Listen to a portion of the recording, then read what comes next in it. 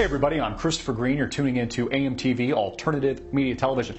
So the President of the United States, Barack Hussein Obama, sat down with college students today talking about the value of a college education, specifically zeroing in and focusing in on the fact that it's a good thing to take on massive amounts of debt in order to attend college. I'm going to take 3 actions to help more young people pay off their student loan debt. Number 1, I'm directing our Secretary of Education, Arne Duncan, to give more Americans who are already making their loan payments a chance to cap those payments at 10% of their income. We call it pay as you earn. Now, federal student loan debt exceeding $1 trillion, with a national debt here in the United States of America over $17.5 trillion. Unbelievable debt loads the president says is a good thing for young kids today to graduate with an average outstanding balance of $30,000 or more in debt just to attend college. Not to account the plenty of kids that go to public and private schools, some of which cost upwards of $30,000, $40,000, $50,000, $60,000 or more a year. Imagine being a young kid today graduating in this shitty bumble F economy and having a debt load of $250,000 or more before you even hit the streets and the ground running looking for a job you can't even really get. Now, a part of this program, Obama was sitting down speaking with the founder of Tumblr, who's probably recently become a billionaire with the sale of Yahoo, to encourage kids to take on debt and to go to college. After all, you got to continue the Ponzi scheme of debt. Without federal student loan debt, the economy can't function. Just like without mortgage debt, the economy can't function. Without credit card debt, the banks can't function. You see, all of this is about promoting more and more debt, as if debt is a good thing. You know, I would actually counter that belief. I would actually suggest that debt is a bad thing, that it's an unnecessary evil, that the only reason we have debt in the United States of America is to service the banks, to service the big man who's thumbing down the little guy. You know, keep the system well oiled. It's exactly why we have 0% interest rates in this economy today. It's exactly why we have a housing market where you only need to still put down 3.5% through FHA. Is because it's all about debt. Debt is what America is today. Debt equals America. In fact, in debt we trust. $7.5 trillion and growing.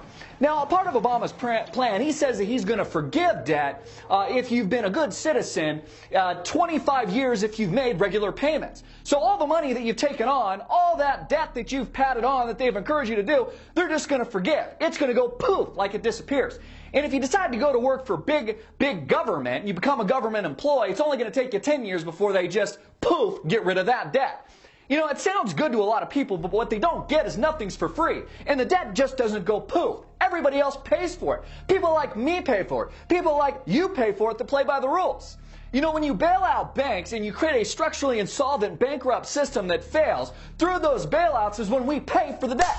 Also, you Social Security people out there, you're older and you're receiving income and money from the federal government. At some point, you've probably heard of things like austerity. They're going to tell you instead of getting 100% of that check, you'll get 75, 65, 50, 40, 30, maybe 0. We've seen this in places around the world like Cyprus where they go in and literally steal money out of your bank accounts. Or we've also seen this with the riots in Greece, specifically around the 2008 financial crisis.